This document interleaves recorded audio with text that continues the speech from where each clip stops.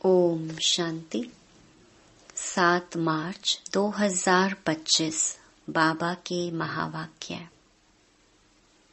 मीठे बच्चे, यह अनादि अविनाशी बना बनाया ड्रामा है। इसमें जो सीन पास हुई वह फिर कल्प के बाद ही रिपीट होगी। इसीलिए सदा निश्चिंत रहो। प्रश्न: यह दुनिया अपनी तमो प्रधान स्टेज पर पहुंच गई है, उसकी निशानियां क्या हैं? उत्तर: दिन प्रतिदिन उपद्रव होते रहते हैं। कितनी घमसान हो रही है। चोर कैसे मार पीट कर लूट ले जाते हैं। बिना मौसम बरसात पड़ती रहती है। कितना नुकसान हो जाता है। यह सब तमो प्रधानता के चिन्ह हैं। तमो प्रधान प्रकृति दुख देती रहती है। तुम बच्चे ड्रामा के राज को जानते हो, इसीलिए कहते हो नथिंग न्यू। ओम शांति। अभी तुम बच्चों पर ज्ञान की वर्षा हो रही है। तुम हो संगम युगी और बाकी जो भी मनुष्य हैं वह सब हैं कलयुगी। इस समय दुनिया में अनेक मत मतांतर हैं। तुम बच्चों की तो है एक मत। जो एक मत भगवान की ही मिलती है। वे लोग भक्ति मार्ग में जप तप तीर्थ आदि जो कुछ करते हैं वह समझते हैं यह सब रास्ते भगवान से मिलने के हैं। कहते हैं भक्ति के बाद ही भगवान मिलेंगे, परंतु उन्हों को यह पता ही नहीं है कि भक्ति शुरू कब होती है और कब तक चलती है। सिर्फ कह देते भक्ति से भगवान मिलेगा, इसलिए अनेक प्रकार की भक्ति करते आते हैं। यह भी खुद समझते हैं कि परंपरा से हम भक्ति करते आए हैं। एक दिन भगवान जरूर मिलेगा। कोई न कोई रूप में भगवान मिलेगा। क्या करेंगे? जरूर सद्गति करेंगे, क्योंकि वह है ही सर्व का सद्गति दाता।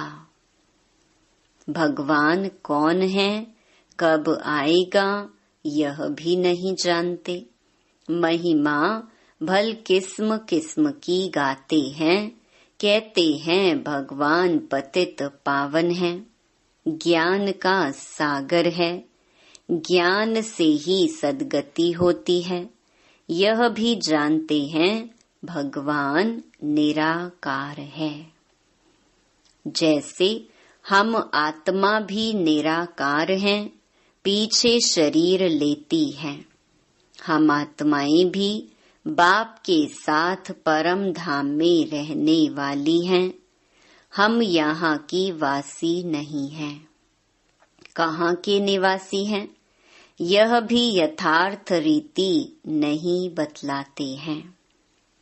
कोई तो समझते हैं हम स्वर्ग में चले जाएंगे।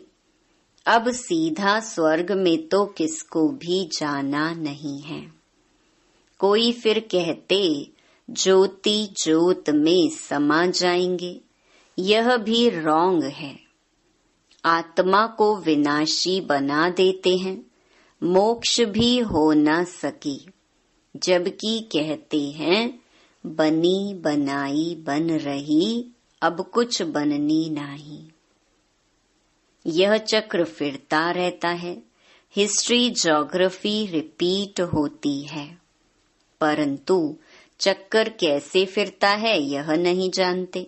न चक्कर को जानते न ईश्वर को जानते।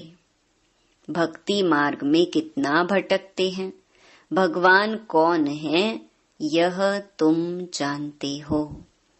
भगवान को फादर भी कहते हैं तो बुद्धि में आना चाहिए ना। लौकिक फादर भी तो है, फिर हम उनको याद करते हैं तो दो फादर हो गए, लौकिक और पारलौकिक। उस पारलौकिक बाप से मिलने के लिए इतनी भक्ति करते हैं। वह परलोक में रहते हैं। निराकारी दुनिया भी है जरूर। तुम अच्छी रीति जानते हो, मनुष्य जो कुछ करते हैं वह सब है भक्ति मार्ग। रावण राज्य में भक्ति ही भक्ति होती आई है। ज्ञान हो ना सके, भक्ति से कभी सद्गति नहीं हो सकती। सद्गति करने वाले बाप को याद करते हैं तो जरूर वह कभी आकर सद्गति करेंगे। तुम जानते हो यह बिल्कुल ही तमो प्रधान दुनिया है। सतो प्रधान थे, अभी तमो प्रधान है। कितने उपद्रव होते रहते हैं। बहुत घमसान हो रही है। चोर भी लूटते रहते हैं। कैसे कैसे मार पीट कर चोर पैसे लूट ले जाते हैं। ऐसी ऐसी दवाइयां हैं जो सुंघाकर बेहोश कर देते हैं। यह है रावण राज्य। यह बहुत बड़ा बेहद का खेल है। इसको फिरने में 5000 वर्ष लगते हैं। खेल भी ड्रामा मिसल है, नाटक नहीं कहेंगे। नाटक में तो समझो कोई एक्टर बीमार पड़ता है तो अदली बदली कर लेते हैं। इसमें तो यह बात हो ना सके। यह तो अनादि ड्रामा है ना। समझो कोई बीमार हो पड़ता है तो कहेंगे ऐसे बीमार होने का भी ड्रामा में पार्ट है। यह अनादि बना बनाया है। और किसको तुम ड्रामा कहो तो मूंझ जाएंगे। तुम जानते हो यह बेहद का ड्रामा है। कल्प बाद फिर भी यही एक्टर्स होंगे। जैसे अभी बरसात आदि पड़ती है, कल्प बाद फिर भी ऐसे ही पड़ेगी। यही उपद्रव होंगे। तुम बच्चे जानते हो ज्ञान की बरसात तो सभी पर पड़ नहीं सकती है, लेकिन यह आवाज सभी के कानों तक अवश्य जाएगा कि ज्ञान सागर भगवान आया हुआ है। तुम्हारा मुख्य है योग। ज्ञान भी तुम सुनते हो, बाकी बरसात तो सारी दुनिया में पड़ती है। तुम्हारे योग से स्थायी शांति हो जाती है। तुम सबको सुनाते हो कि स्वर्ग की स्थापना करने भगवान आया हुआ है, परंतु ऐसे भी बहुत हैं जो अपने को भगवान समझ लेते हैं। तो तुमको फिर कौन मानेगा। इसीलिए बाप समझाते हैं कोटों में कोई निकलेंगे। तुम्हारे में भी नंबरवार जानते हैं भगवान बाप आया हुआ है। बाप से तो वर्षा लेना चाहिए ना। कैसे बाप को याद करो वह भी समझाया है। अपने को आत्मा समझो। मनुष्य तो देह अभिमानी बन गए हैं। बाप कहते हैं मैं आता ही तब हूँ जब सभी मनुष्य आत्माएं पतित बन जाती हैं। तुम कितने तमो प्रधान बन गए हो। अब मैं आया हूँ तुमको सतो प्रधान बनाने। कल्प पहले भी मैंने तुमको ऐसे समझाया था। तुम तमो प्रधान से सतो प्रधान कैसे बनेंगे। सिर्फ मुझे याद करो। मैं आया हूँ तुमको अपना और रचना का परिचय देने। उस बाप को सभी याद करते ही हैं। रावण राज्य में आत्मा अपने बाप को याद करती है। बाप है ही अशरीरी, बिंदी है ना। उनका नाम फिर रखा गया है। तुमको कहते हैं सालीग्राम और बाप को कहते हैं शिव। तुम बच्चों का नाम शरीर पर पड़ता है। बाप तो है ही परम आत्मा। उनको शरीर तो लेना नहीं है। उसने इनमें प्रवेश किया है। यह ब्रह्मा का तन है। इनको शिव नहीं कहेंगे। आत्मा नाम तो तुम्हारा है ही, फिर तुम शरीर में आते हो। वह परम आत्मा है, सभी आत्माओं का पिता। तो सभी के दो बाप हो गए, एक निराकारी एक साकारी। इनको फिर अलौकिक वंडरफुल बाप कहा जाता है। कितने ढेर बच्चे हैं।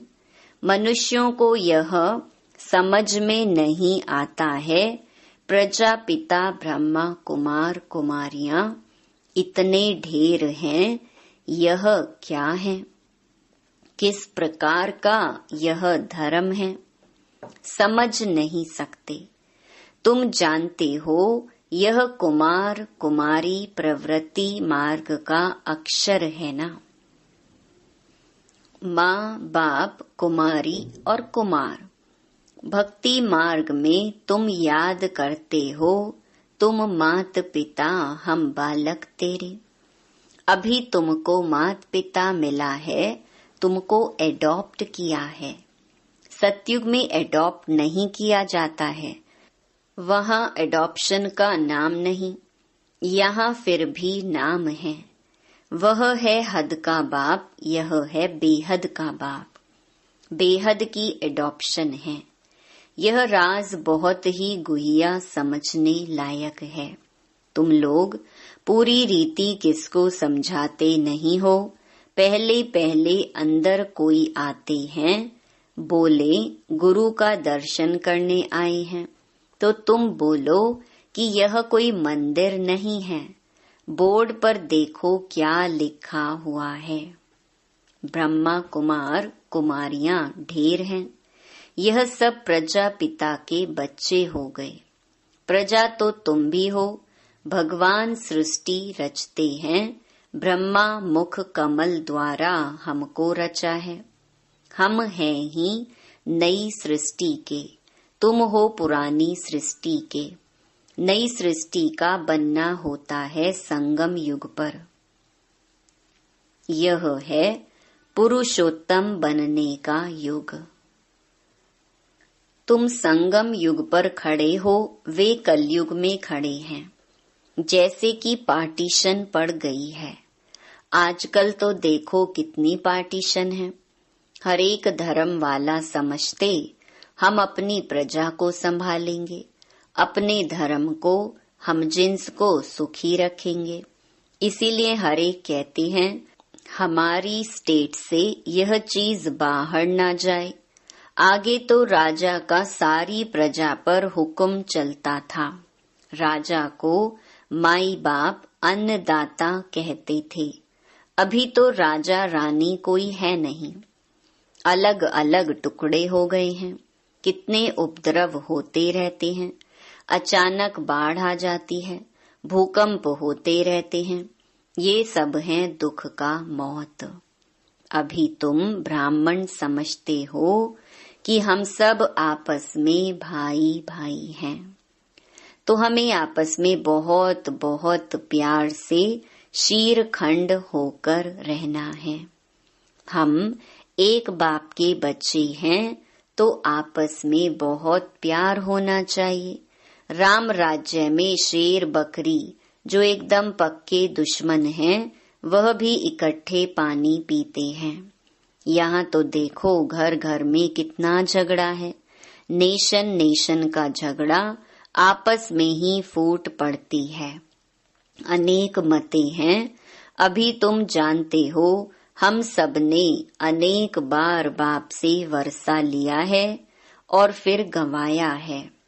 अर्थात रावण पर जीत पाते हैं और फिर हारते हैं। एक बाप की श्रीमत पर हम विश्व के मालिक बन जाते हैं, इसीलिए उनको ऊंच ते ऊंच भगवान कहा जाता है।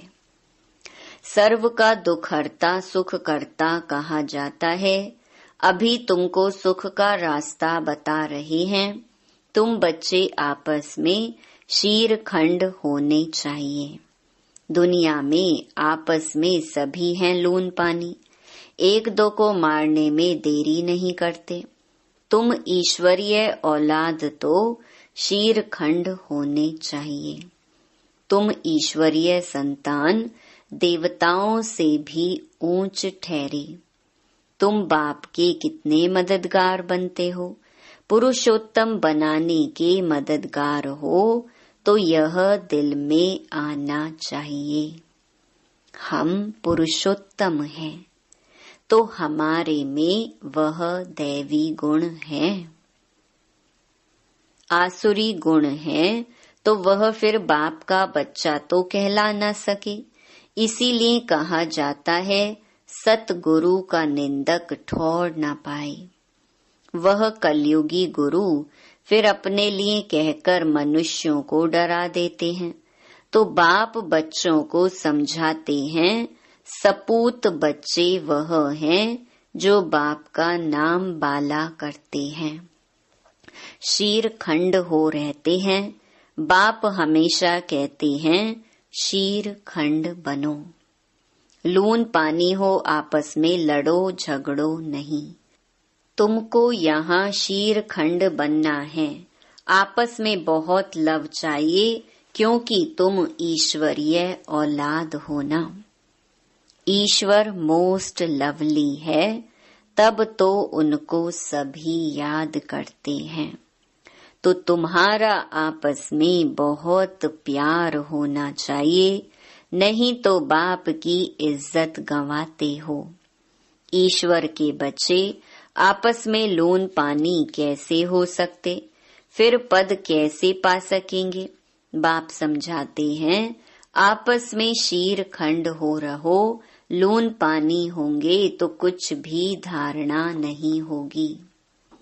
अगर बाप के डायरेक्शन पर नहीं चलेंगे तो फिर ऊंच पद कैसे पाएंगे। देह अभिमान में आने से ही फिर आपस में लड़ते हैं। देही अभिमानी हो तो कुछ भी खिटपिट ना हो। ईश्वर बाप मिला है तो फिर दैवी गुण भी धारण करने हैं। आत्मा को बाप जैसा बनना है। जैसे बाप में पवित्रता सुख प्रेम आदि सब हैं, तुमको भी बनना है, नहीं तो ऊंच पद पा नहीं सकते। पढ़कर बाप से ऊंच वर्षा पाना है। बहुतों का जो कल्याण करते हैं वही राजा रानी बन सकते हैं। बाकी दास दासियां जाकर बनेंगे। समझ तो सकते हैं ना कौन कौन क्या बनेंगे। पढ़ने वाले खुद भी समझ सकते हैं। इस हिसाब से हम बाबा का क्या नाम निकालेंगे। ईश्वर के बच्चे तो मोस्ट लवली होने चाहिए, जो कोई भी देख खुश हो जाए। बाबा को भी मीठे वह लगेंगे।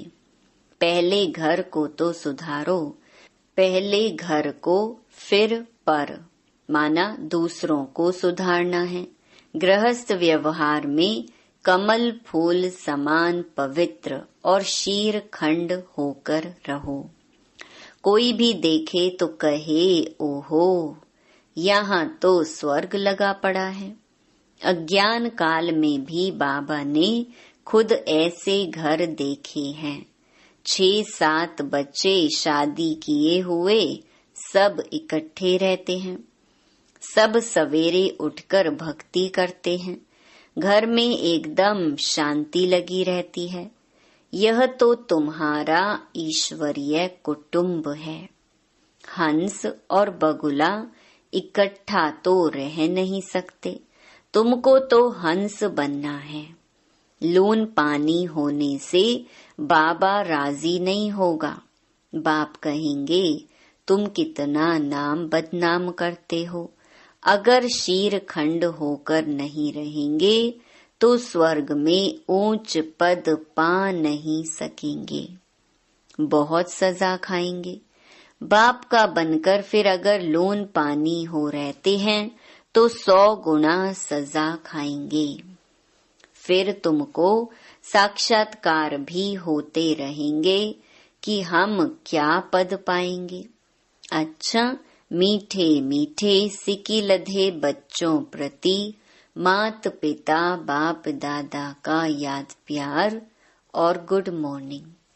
रूहानी बाप की रूहानी बच्चों को नमस्ते। धारणा के लिए मुख्य सार। पहला, सदा ध्यान रहे हम ईश्वर के बच्चे हैं। हमें मोस्ट लवली होकर रहना है। आपस में कभी भी लोन पानी नहीं होना है। पहले अपने को सुधारना है, फिर दूसरों को सुधारने की शिक्षा देनी है। दूसरा, जैसे बाप में पवित्रता, सुख, प्रेम आदि सब गुण हैं, ऐसे बाप समान बनना है। ऐसा कोई कर्म नहीं करना है जो सतगुरु का निंदक बने। अपनी चलन से बाप का नाम बाला करना है। वरदान, बाप और प्राप्ति की स्मृति से सदा हिम्मत उल्लास में रहने वाले एक रस अचल भव। बाप द्वारा जन्म से ही जो प्राप्तियां हुई हैं, उनकी लिस्ट सदा सामने रखो। जब प्राप्ति अटल अचल है तो हिम्मत और उल्लास भी अचल होना चाहिए। अचल के बजाय यदि मन कभी चंचल हो जाता है, वह स्थिति चंचलता में आ जाती है, तो इसका कारण है कि बाप और प्राप्ति को सदा सामने नहीं रखते। सर्व प्राप्तियों का अनुभव सदा सामने व स्मृति में रहे तो सब विघ्न खत्म हो जाएंगे। सदा नया उमंग, नया उल्लास रहेगा। स्थिति एकरस और अचल रहेगी। स्लोगन, किसी भी प्रकार की सेवा में सदा संतुष्ट रहना ही अच्छे मार्क्स लेना है। अव्यक्त इशारे, सत्यता और सभ्यता रूपी कल्चर को अपनाओ। आप ब्राह्मण बच्चे बहुत बहुत रॉयल हो। आपका चेहरा और चलन दोनों ही सत्यता की सभ्यता अनुभव कराएं। वैसे भी रॉयल आत्माओं को सभ्यता की देवी कहा जाता है। उनका बोलना, देखना, चलना, खाना पीना, उठना बैठना, हर कर्म में सभ्यता, सत्यता स्वतः ही दिखाई देती है। ऐसे नहीं कि मैं तो सत्य को सिद्ध कर रहा हूँ और सभ्यता हो ही नहीं, तो यह राइट नहीं है। अच्छा, ओम शांति।